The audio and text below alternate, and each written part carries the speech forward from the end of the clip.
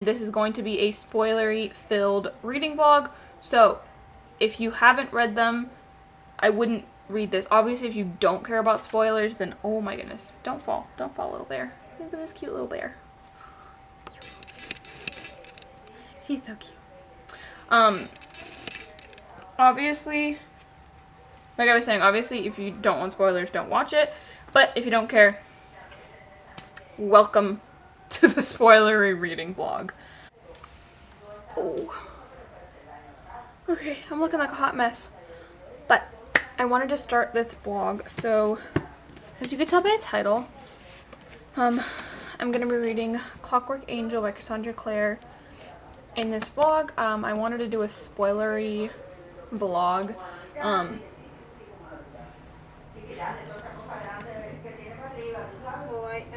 So yeah, I just wanted to start the vlog, so I am gonna be reading this. I've gotten 6 pages in so far. I read it this morning. But I just wanted to update that I've read 6 pages so far. I think that Will is like super funny. So I'm only 6 pages in, so it's not like I know very much. But there's one part, here's literally the first page.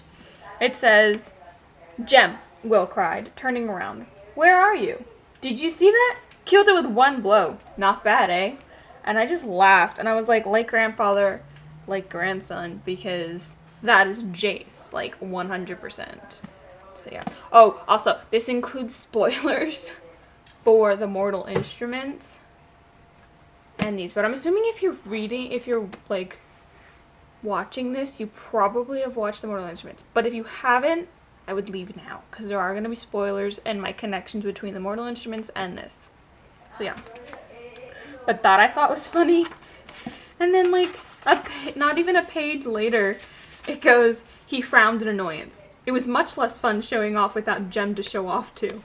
And I'm like, I just know I'm going to love their banter, because I feel like they're going to be really funny. So yeah. But like I said, I'm only on page 6. Like, I haven't started page 6 yet. But that's that. I also wanted to show you my bookmark. I don't know if that's focused on the bookmark, but it's this really pretty book. It's a double-sided bookmark. I think I got it in a Dreamy... Oh god, what are they called?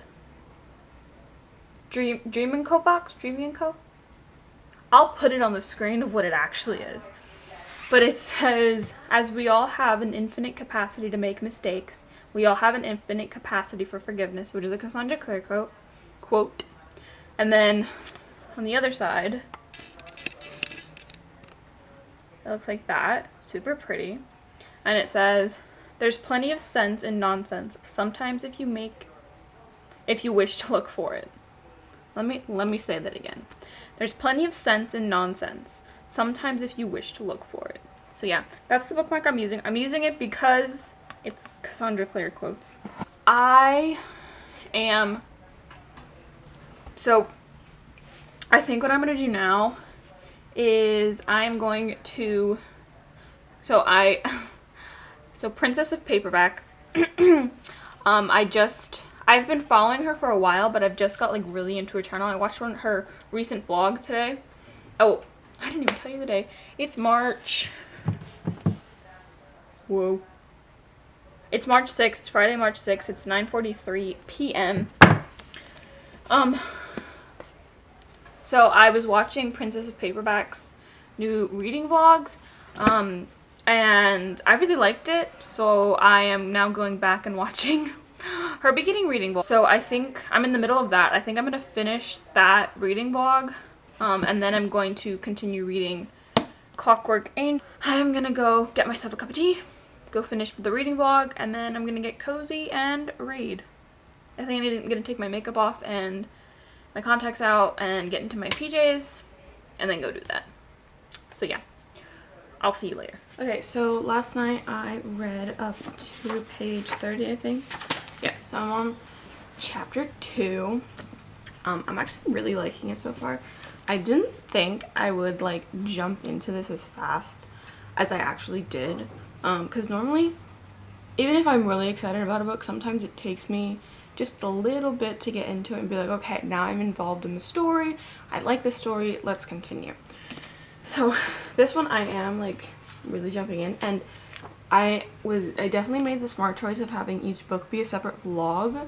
Oh, if you see me looking over there, it's because I'm trying to see if I'm in focus or if I'm still in shot. So yeah, I have 1, 2, 3, 4, 5, 6, 7. I have 7 tabs so far, and I'm only what do you call it? I'm only 30 pages in. I don't know if I'm going to have had my how I annotate video up by the time this goes up. If I do, I'll link it below and above. But yeah, so I'm not going to explain what each thing is, but I will show you some of my annotations. So at the moment, I'm at the part where Tessa is trying to, she failed, tried to escape the Dark Sisters.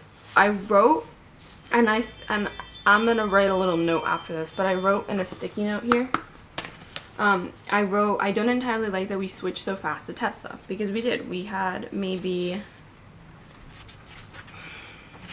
so we got to page 6, but it didn't start on page 1. So we got maybe 5 pages of Jem and Will, and I was okay with that, but then all of a sudden it just switches, and I was like, whoa, that was really abrupt. But I really do love Tessa's character, so there's that. So I put a tab here because I thought this was like funny and like a super iconic line. So Will and Jem are talking about the dagger with the Ouroboros on it, and they know that it's connected to the downworld and everything. And he's asking Jem if he could be on the mission to go to the downworld, because apparently he really likes downworld. And Jem goes, do you think you can be trusted in the downworld? The gambling hells, the dens of magical vice, the women with loose morals, ... And then it goes, Will smiled the way Lucifer might have smiled moments before he fell from heaven. And I was like, that's amazing. I just love that. I thought that was so funny. Funny, and like, I just love the line. So there's that. Then, one thing I didn't know, and I don't think this has been, like, mentioned in fandom, and if it has, it went completely over my head, is the fact that, Tessa has a brother named Nathaniel. I was like, okay. Did not know that. It says, the mist cleared, revealing the gleaming golden image painted on the side of the door.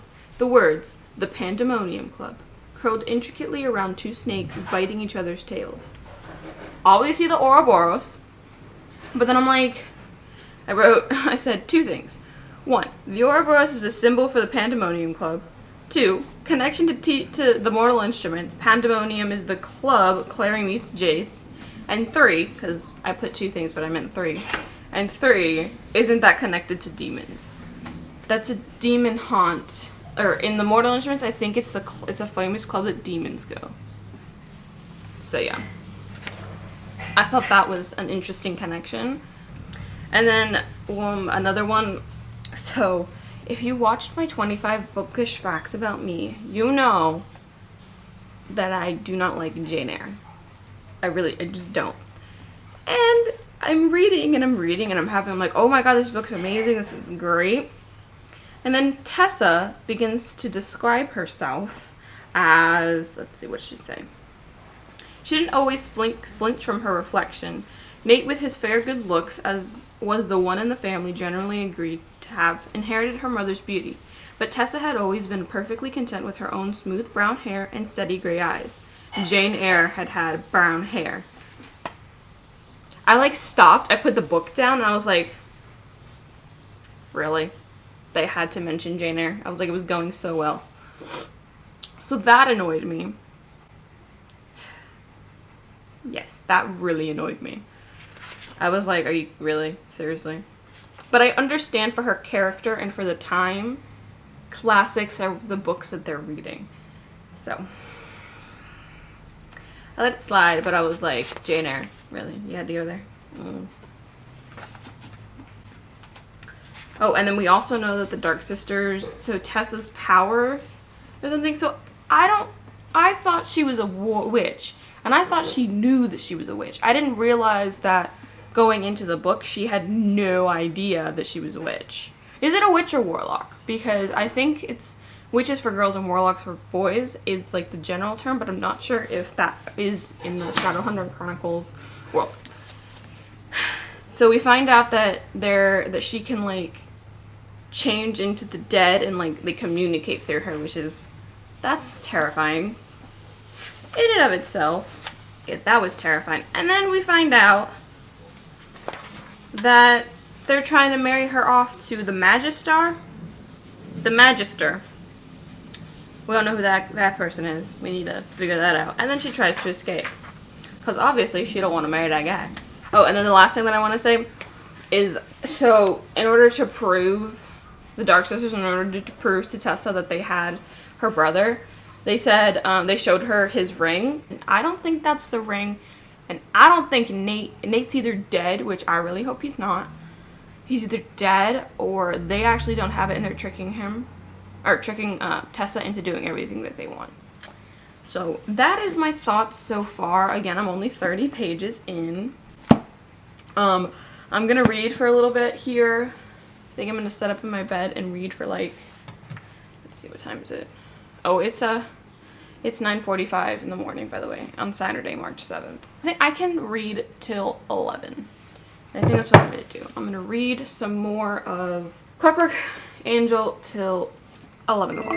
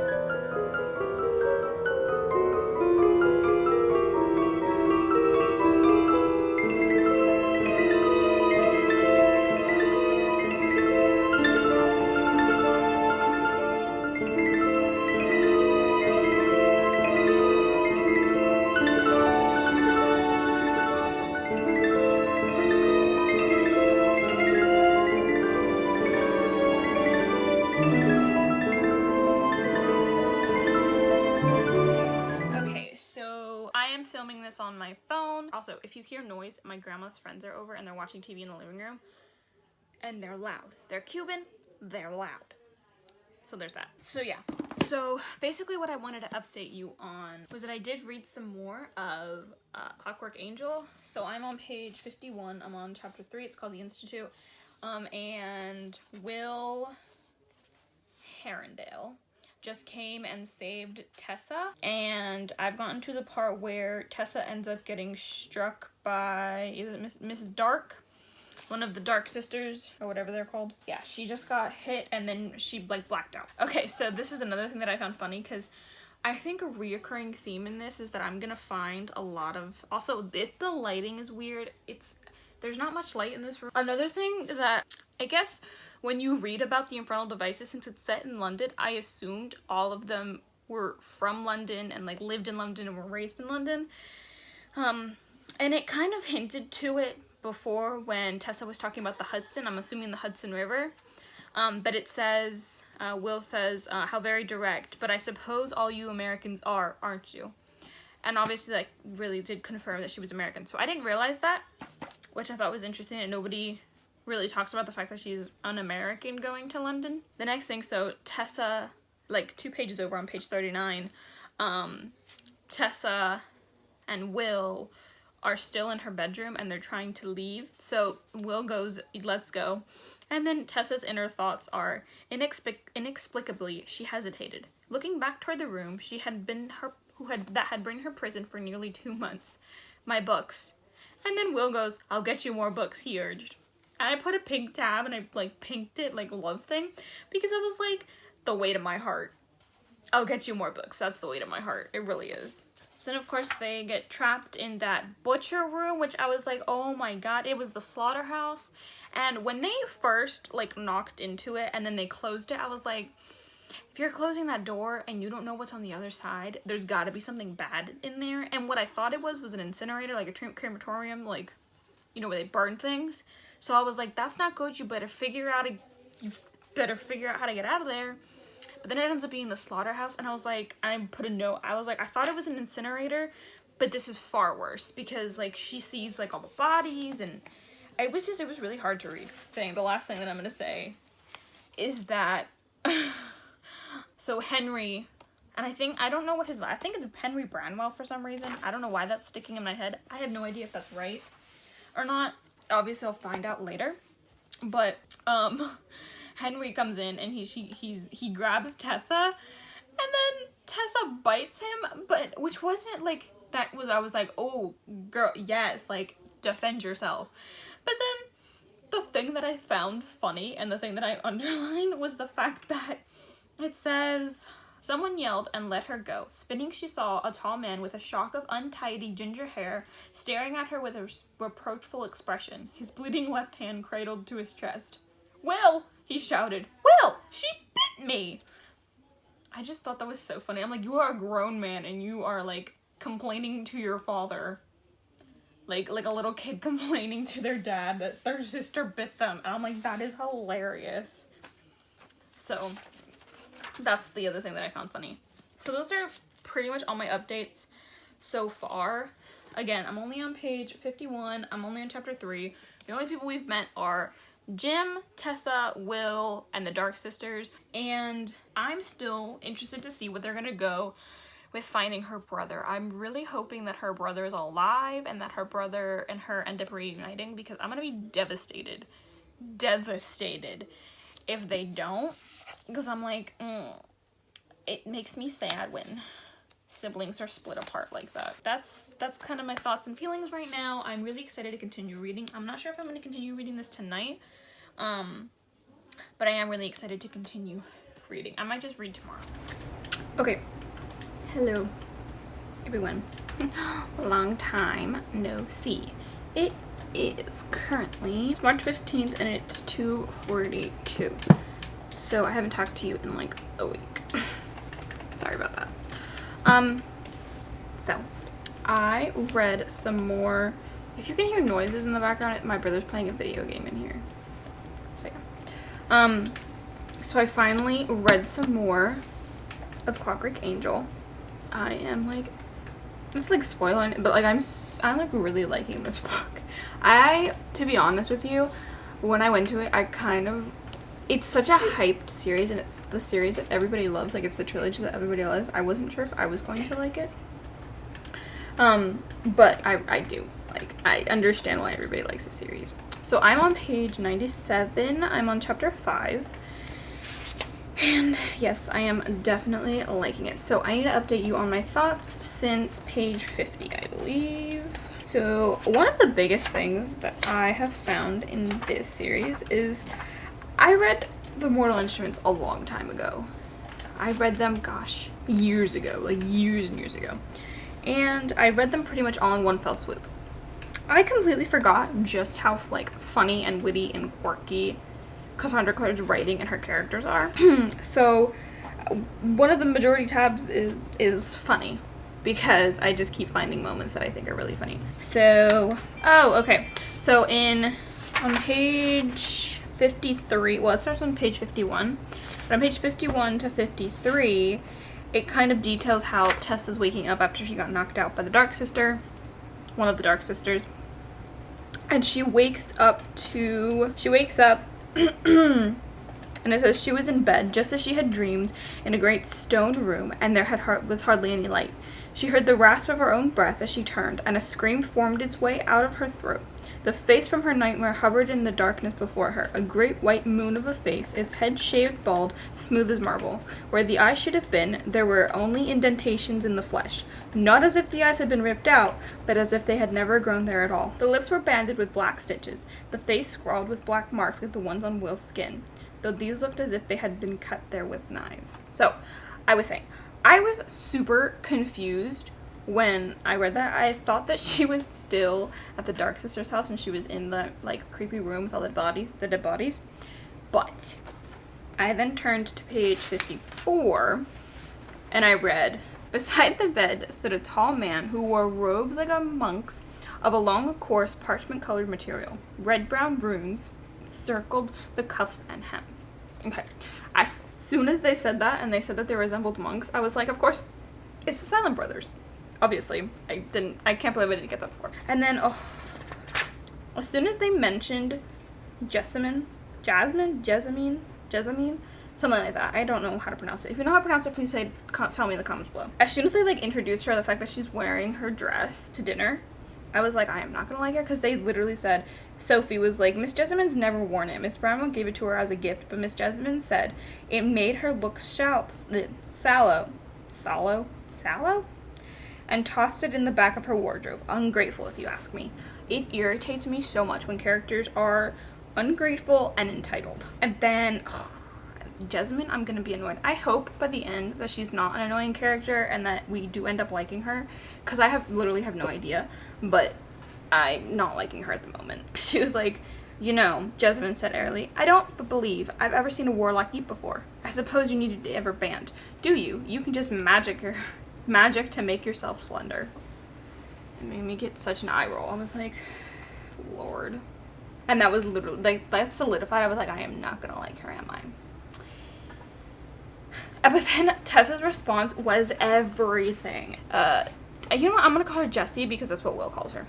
So Jessie says, is it dreadful being so evil? Are you worried you'll go to hell? What do you think the devil's like? And then Tessa goes, would you like to meet him? I could summon him up in a trice if you like, being a warlock and all. That made me laugh so much. So I thought that was funny. And then the other thing that made me laugh, the interactions between all the characters are, like, hilarious. So Henry, Charlotte's husband, comes in, and he's on fire, literally on fire, and he's talking to Charlotte or whatever, and Will goes, Henry, he said, you're on fire, you do know that, right? And then Henry goes, oh yes, Henry said eagerly. The flames were now nearly to his shoulder. I've been working like a man possessed all day, Charlotte. Did you hear what I said about the censer? And then it's Charlotte, and she's like, Charlotte dropped her hand to her mouth. Henry, your arm. And then it goes, Henry glanced down at his arm and his mouth dropped open. Bloody hell. But then it gets better.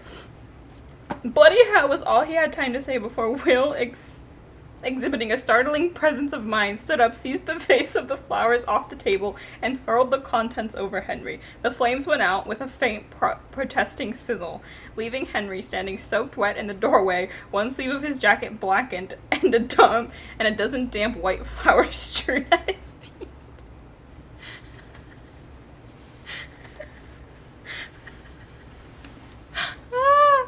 That made me laugh so much. I was like, what in the world? And then he doesn't seem to be concerned about the fact that he just was on fire. He's so excited that the flame retardant mixture that he'd made was working.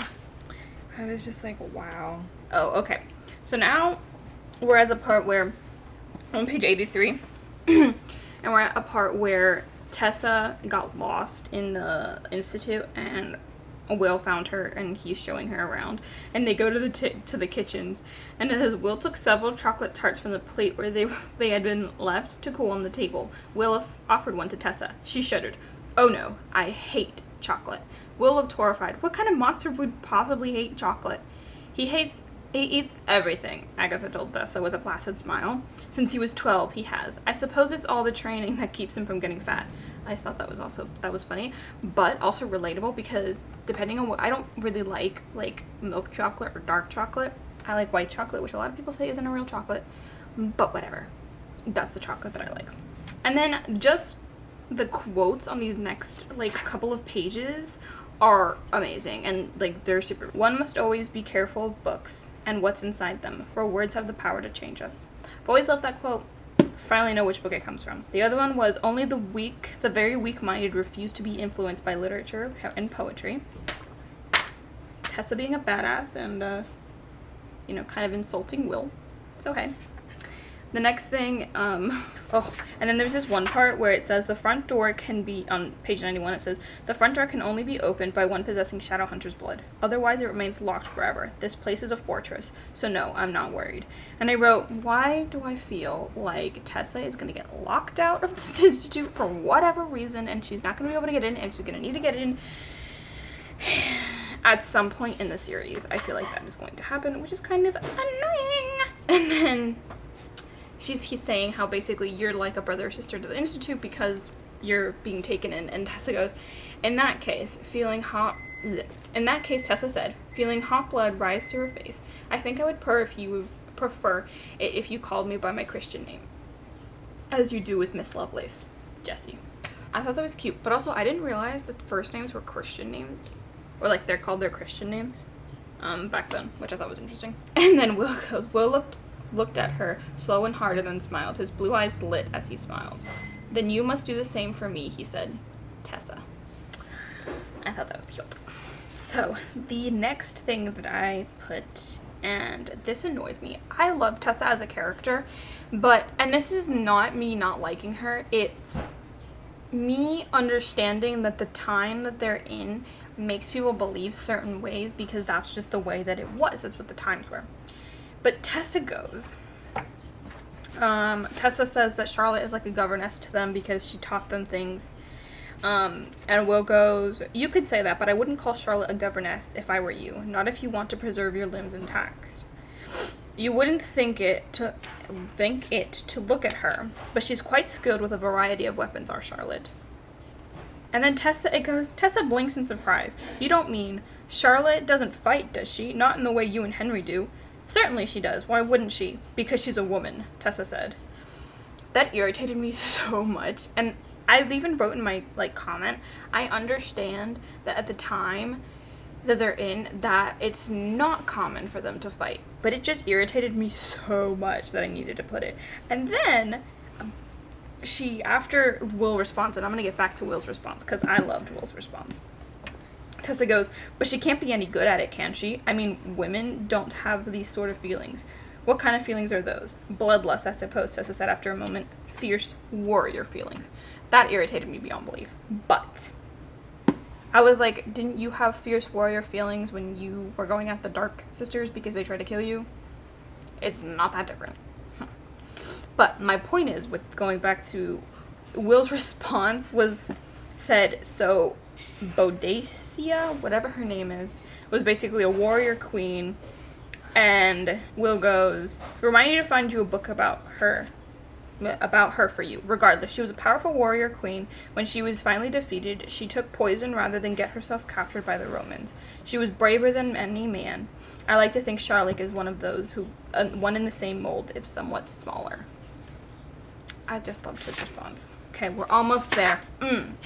It's confusing. Tessa is kind of a confusing character because in some ways she's very much a feminist in the sense of she can do she's very much a feminist, but in other ways she's very much reserved and in her time.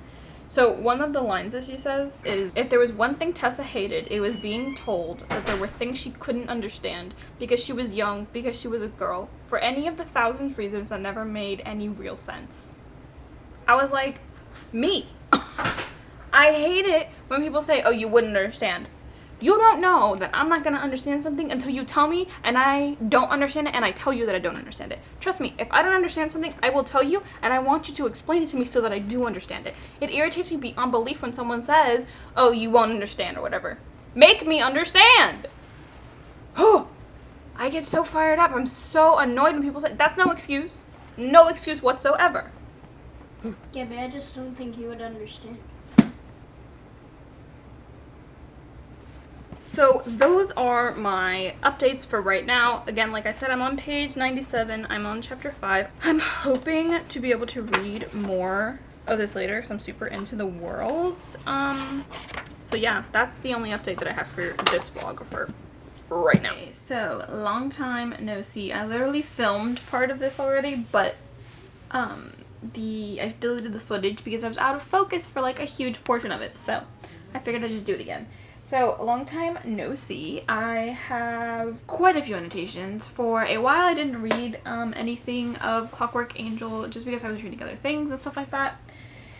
So I have quite a few things to talk about. I think what I'm going to do is just go through all of the annotations that I have.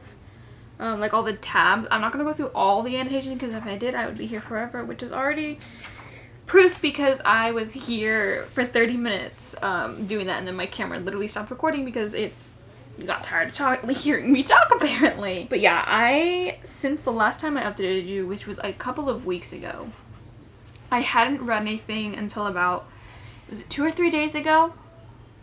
Something like that. 2 or 3 days ago. And since then I have read 178 pages. It's been interesting. And funny enough, so today I was reading and then I stopped reading because I was like, if I don't stop reading, I'm gonna have to do a huge update when I finish the book, and I didn't want to do that because I am flying through it. Like, I'm pretty sure I can finish it in like the next couple of days. So, I just wanted to update you guys right before. So, I have this much of the book to update you on. I have a whole bunch of tabs. So, I think we just need to get started before this becomes, you know, like a 40-minute thing. So, I don't think I'm going to go through all of my tabs, but I think I'm going to go through the key things that we learn. So, the chapter that we're in, the chapter that I'm in right now is the Shadowhunter's Codex.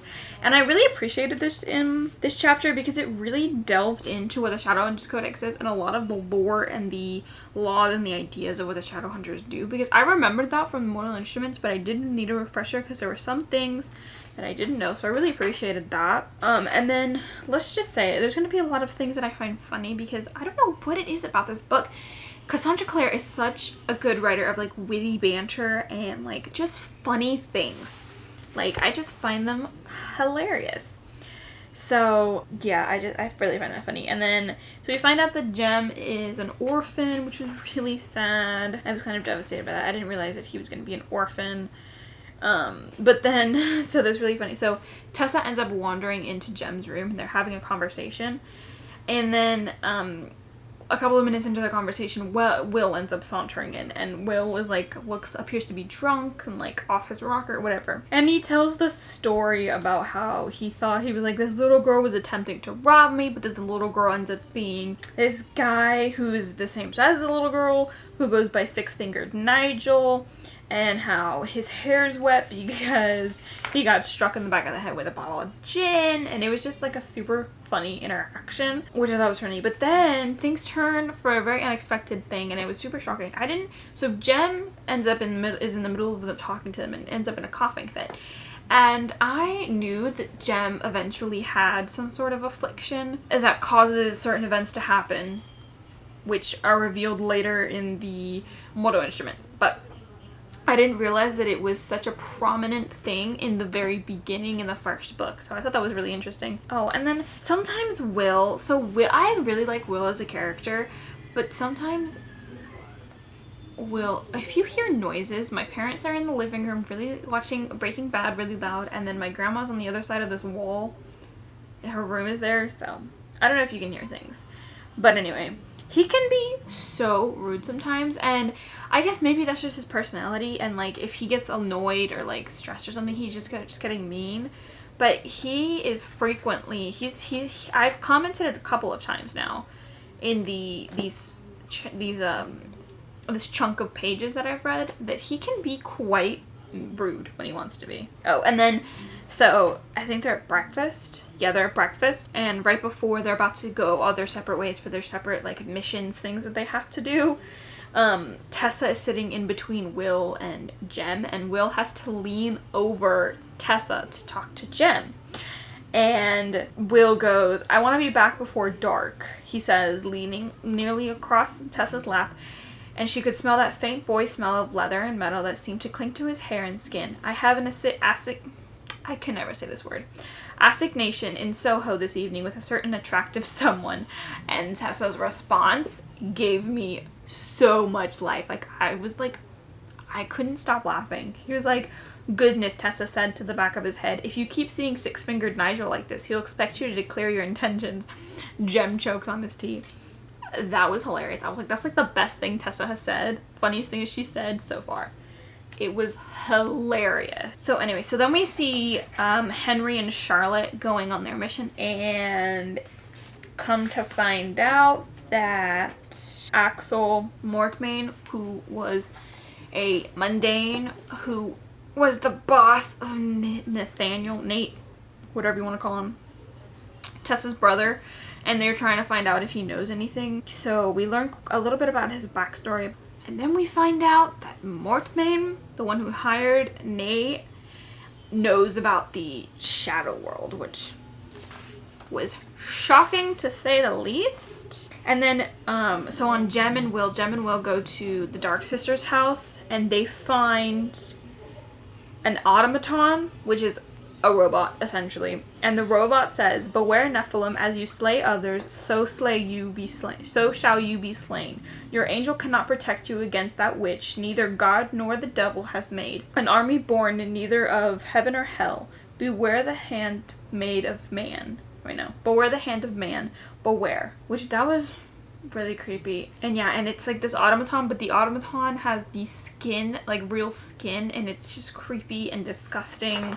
And then we also learned that Jessie doesn't want to be a shadow hunter. She never has wanted to be a shadow hunter. She's there because her parents died and they were the only people that would take her in and stuff like that. And she even propositioned Tessa to live with her because she wants to be a lady in like social society, but in order to do that, she wants to do it in a proper way so that she can get a husband, get married, you know, all the things that in the 1800s ladies were expected to do, and that's kind of all they were expected to do. So then after that scene, we return to Henry and Charlotte, and we learn that Axel knew Nate and Tessa's father, and he was employed by him, and he had introduced him to the Pandemonium Club, but he didn't want anything to do with it. And then you find out that Axel introduced Nate into the Pandemonium Club, and Nate has issues, so he did go with the Pandemonium Club, which was like, And then we also learn that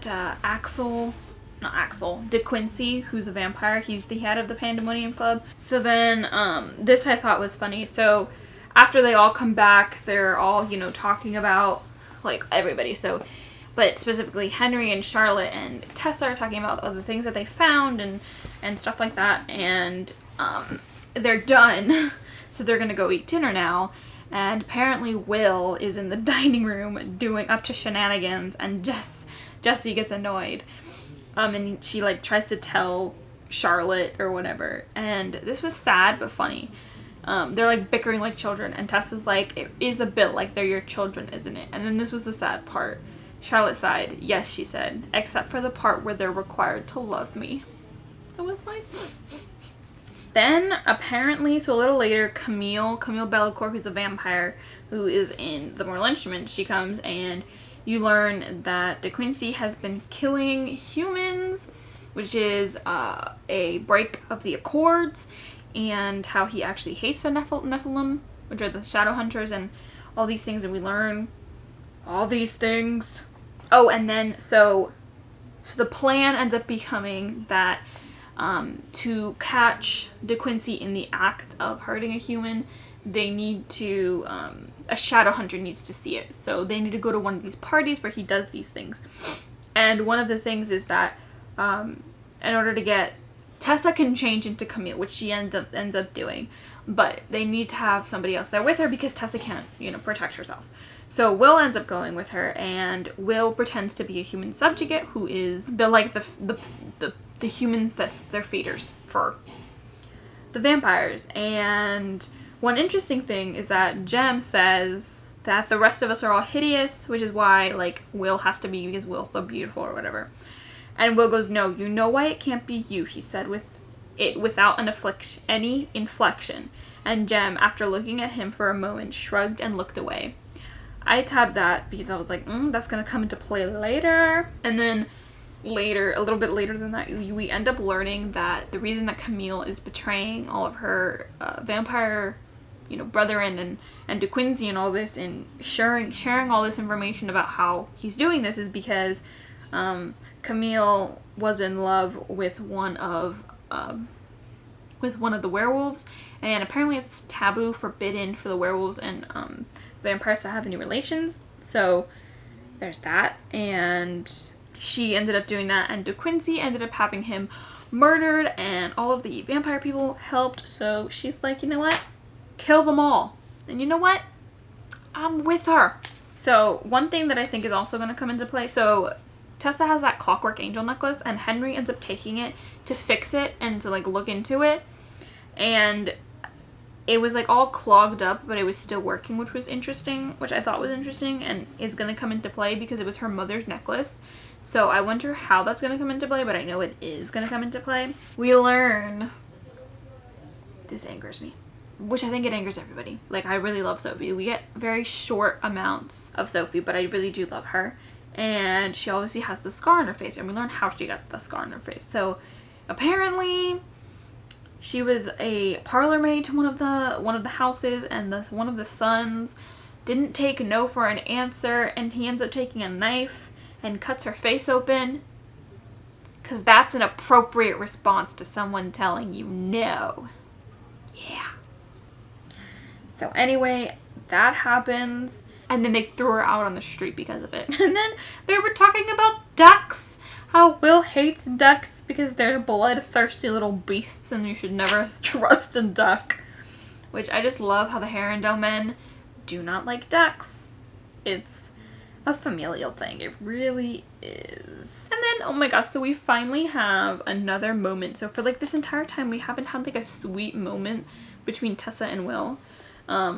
Which I thought was interesting because I really thought that this book and this series was going to be way more heavily focused on the romance, because most of the things that I've heard about this series is based on the romance and how people are either Team Jem or Team Will, or both, or none. But I think that this is such a sweet interaction between Will and Tessa in the carriage when they're going to De Quincey's party, because it's another connection about books, and it ends up being about the Three Musketeers, and that was really cute. And then they were talking about A Tale in Two Cities, and Will quoted from the book, and then Tessa finished it, and I just thought it was so cute. And then Tessa ruins it because she goes, well, maybe he's being nice to me because I'm in Camille's body, and like I'm so beautiful, but it's only because it's Camille's body. I was like, girl, don't be ridiculous. You're being ridiculous. Tessa's really starting to acclimate to being as pompous as Camille, and she's like talking to Will, and she's like, now don't go wandering off, William, she said with a meaningful glance. I don't want to lose you in the crowd. Will's jaw set. I'm getting the oddest feeling that you're enjoying this, he said under his breath. Nothing odd about it. Feeling unbelievably bold, Tessa chucked him under the chin with the tip of her lace fan. Simply behave yourself. I just thought that was funny. And then another thing that it's not funny, but I made it funny, was that after an interaction between De Quincey and Tessa as Camille, it goes, Tessa let out a breath. She hadn't realized she'd been holding it in. They end up finding the blueprints to the automatons, which is really interesting and kind of disgusting at the same time. And then we kind of learn a little bit about how in order for them to be human flesh and everything, you have to embed, like infuse demonic energy into the inanimate object. I thought this was funny. If you've read the Mortal Instruments, you'll know what I'm talking about. But Magnus is talking to Tessa, and Tessa, how everybody's looking at Will and everything, and Magnus goes, of course they are. His lights reflected light like a cat's as they surveyed the room. Look at him. The face of a bad angel, the eyes of the night sky in hell. He's very pretty, and vampires like that. I can't say I mind either, Magnus grinned. Black hair and blue eyes are my favorite combination. And I was like, Alec. All I'm gonna say, Alec. So then they're watching the performance, or what is it called? The ceremony, as De Quincey calls it. And it ends up being that the person that they're going to kill is Nathaniel. So there was that, and I was like, oh my goodness. All hell breaks loose because the flare goes off and it ends up, bursting things into flames, and vampires are very flammable. But I will say that I do agree with something that DeQuincy said, which they addressed this definitely much more in the Mortal Instruments series, but it says DeQuincy's face twisted. Well, because they were saying he's trying to figure out his way out of this thing with the clave. They were like, we treated you as equals and this is the way you treat us back. And DeQuincy goes, equal, you don't know what that word means. You cannot let go of your own conviction. Let go of your belief in your inherent superiority for long enough to even consider what that would mean. Where are our seats on the council? Where is our embassy in Idris? As much as I didn't like DeQuincy, I was like, you have a point. You do have a point. But anyway, they got Nate out, and that's where I am right now. I don't know how much more I'm going to read before I update you again, but I'm a little more than halfway through, and I'm really enjoying, I finished it. Oh my goodness. I did finish it, so I wanted to talk about my thoughts. So I was like a little iffy about Nate because he just seemed super weird, if that makes any sense. So I was like, not sure how that's gonna play out. And I was right. Find out that Nate is completely human, so it's just Tessa that has powers, which I thought was really interesting. Which we do later find out why that is. And Nate goes missing, but not really missing. And we find out a lot of different things. We learn a lot about Will. So Will, we find out his parents had, like Jesse's, did not want her to be shadow hunters, but he found out about the shadow hunters and he did want to be a shadow hunter. So there's that, and then there's somebody named Cicely, which I actually do know who it is, but I'm not going to spoil it. And then I just love, so Blackfriars Bridge is like Jem's little happy place, which I love how he showed Tessa that. That was really fun. Oh, and then we find out Jem's illness. So Jem got tortured by the demon and he kept feeding him this drug, and then he was addicted to this drug, so now he is addicted to the drug and he would die if they take it away from him, but if they keep giving it to him, he's gonna die, so eventually he's gonna die. So I know how they resolve it, but I'm not gonna talk about it here. That was really sad. We kind of learned that Tessa's parents were kind of a part of Pandemonium Club and that they had left. So many things happen.